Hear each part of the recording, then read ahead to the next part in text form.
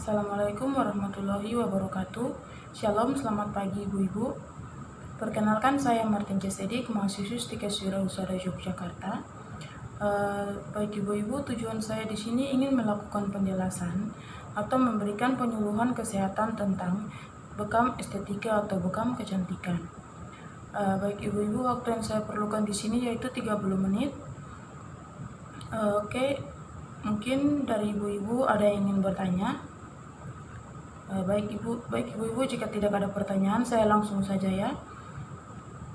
Mungkin di sini yang ingin saya jelaskan yaitu definisi bekam secara umum, definisi bekam estetika, manfaat bekam estetika, tujuan bekam estetika, dan juga jenis-jenis bekam.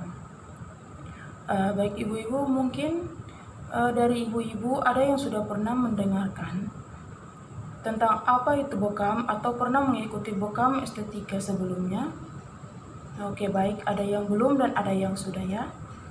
Baik Ibu-Ibu, di sini saya akan menjelaskan sedikit tentang definisi bekam secara umum.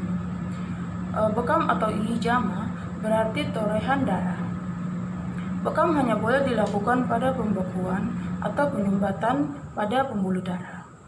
Karena fungsi bekam yang sesungguhnya adalah untuk mengeluarkan darah kotor dari dalam tubuh. Kemudian, bekam itu sendiri merupakan metode pengobatan dengan cara mengeluarkan darah kotor dari dalam tubuh melalui permukaan kulit. Kemudian, bekam itu sendiri adalah pengobatan yang sudah dikenal sejak ribuan tahun yang lalu sebelum Masehi. Nama lainnya adalah canduk, cantuk, dan juga kop mambakan. Di Eropa sendiri dikenal dengan istilah cupping therapy method. Dalam bahasa Mandarin disebut Pa Hou Guan. Baik Ibu-Ibu, di sini saya akan masuk ke yang berikutnya yaitu definisi bekam estetika atau bekam kecantikan. Bekam estetika atau bekam kecantikan adalah pembekaman yang dilakukan hanya di area sekitar wajah dengan cara seperti pada pembekaman tubuh biasa, namun pengekopan lebih cepat dibandingkan dengan bekam biasa. Karena bertujuan untuk mengurangi bekas kop bekam yang membekas pada area wajah atau muka. Metode pengangkatan darah bertoksin dari kulit di daerah wajah untuk tujuan estetika atau kecantikan. Kemudian, bekam estetika juga salah satu perluasan teknik bekam yang bertujuan untuk keindahan kulit, terutama pada wajah. Kemudian, tidak seperti bekam standar. Bekam estetika menggunakan teknik khusus, sehingga bekas bekam tidak tampak pada wajah yang dilakukan pembekaman tersebut. Kemudian, bekam estetika atau kecantikan dikembangkan secara eksklusif sejak tahun 2000 dan mendapatkan penghargaan Cinta Kartini Award dan 2 penghargaan lainnya pada waktu yang bersamaan. Baik Ibu-Ibu, di sini saya akan masuk ke yang berikutnya yaitu manfaat dari bekam. Manfaat dari bekam itu sendiri yaitu yang pertama,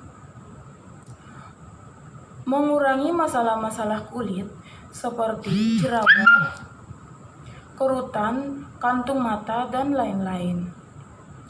Yang kedua, meregenerasi sel kulit wajah. Kemudian yang ketiga, untuk mengangkat kelebihan minyak dan lemak pada kulit.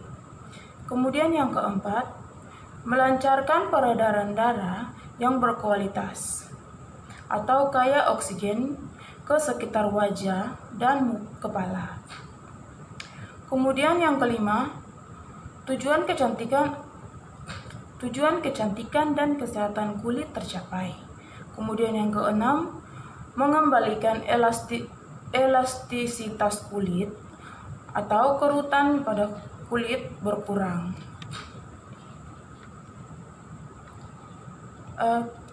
Baik Ibu-Ibu, di sini saya langsung lagi ke tujuan dari bekam itu sendiri. Tujuan dari bekam itu sendiri yaitu yang pertama, untuk mengangkat kelebihan minyak dan lemak yang menyumbat. Kemudian yang kedua, mengangkat bakteri yang berkembang di dalam darah.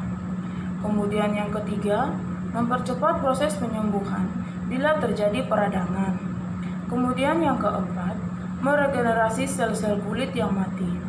Kemudian yang kelima, melancarkan peredaran darah yang kaya oksigen ke daerah wajah dan kepala sehingga kulit sehat dan tampak bercahaya. Baik ibu-ibu, di sini saya akan masuk ke yang berikutnya, yaitu jenis-jenis bekam. Jenis-jenis bekam diantaranya yaitu yang pertama, bekam kering atau bekam angina, yaitu mengisap permukaan kulit dan memijat tempat sekitarnya, tampak mengeluarkan darah kotor. Bekam kering ini berkhasiat untuk pengobatan secara darurat atau digunakan untuk meringankan nyeri punggung karena rematik. Juga penyakit-penyakit nyeri punggung. Kulit yang dibekam akan tampak merah kehitam-hitaman selama 3 hari. Di sini yang kedua yaitu bekam luncur. Bekam luncur ini dilakukan dengan cara mengkop pada bagian tubuh tertentu dan meluncurkan ke bagian tubuh yang lain. Teknik bekam ini biasa dilakukan untuk pemanasan pasien yang berfungsi untuk melancarkan peredaran darah, pelemasan otot, dan menyehatkan kulit. Kemudian yang ketiga, bekam tarik. Bekam tarik ini sendiri dilakukan secara ditarik-tarik. Dibekam hanya beberapa detik, kemudian ditarik dan ditempelkan lagi hingga kulit menjadi merah. Kemudian yang keempat yaitu bekam basah. Bekam basah yaitu mengeluarkan darah kotor setelah bekam kering dengan melukai permukaan kulit dengan menggunakan jarum. Di sekitarnya dihisap dengan alat cupping set dan hand pump. Lamanya setiap hisapan 3-4 menit dan 3-5 menit dan maksimal 9 menit. Lalu darah kotor dibuang. Penghisapan tidak lebih dari 7 kali hisapan. Darah kotor berupa darah merah pekat dan berbuih. Baik ibu-ibu, mungkin itu saja yang dapat saya sampaikan tentang definisi bekam secara umum, bekam estetika, manfaat, tujuan, dan jenis-jenis bekam. Baik ibu-ibu, mungkin itu saja yang dapat saya sampaikan. Mungkin dari ibu-ibu ada yang ingin ditanyakan. Baik ibu-ibu, jika tidak ada, mungkin salah satu dari ibu-ibu bisa menjelaskan tentang apa yang tadi sudah saya sampaikan.